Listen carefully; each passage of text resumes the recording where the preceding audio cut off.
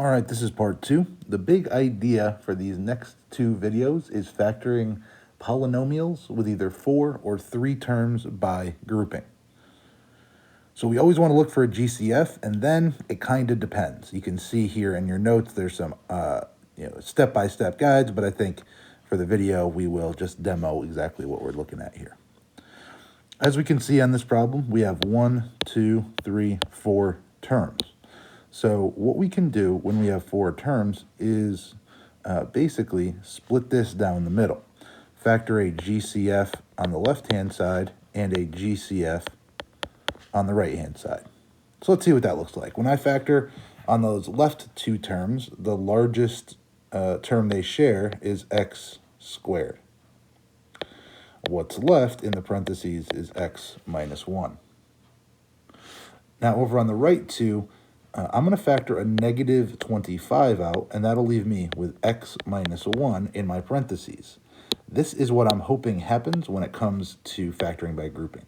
I want this binomial to be shared by both terms. So what we do is we factor that binomial out, x minus 1. So these have been accounted for. And then we multiply by everything else, x squared minus 25. Now, this is also new to polynomials. There are times where we may have to factor further. In this case, we have x squared minus 25. That's factorable as a difference of perfect squares as x minus 5 times x plus 5. So this would be your perfect factored form. Let's work through one more. Here we have 3x to the third minus 6x squared minus 27x plus 54. Now don't forget, we always want to start by looking for a GCF, and all 4 of those coefficients are divisible by 3. So we're going to go ahead and factor out a 3 from every single term.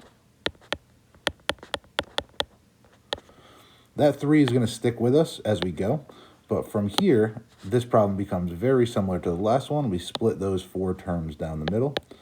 X squared will come out, x minus 2 stays in, negative 9 comes out, x minus 2 stays in, and our next step will look like this. The x plus 2 is in common. That gets factored out into a single factor. And then we multiply by what's left, the x squared minus 9. Now what we can see here is that x squared minus 9 is another perfect difference of squares set up. So we'll factor that one last step for our final factored form here on your screen. So when we have 4 terms, that's what we're looking for. We want to be able to split these 4 terms into 2 sets of 2, factor a GCF, and factor by grouping.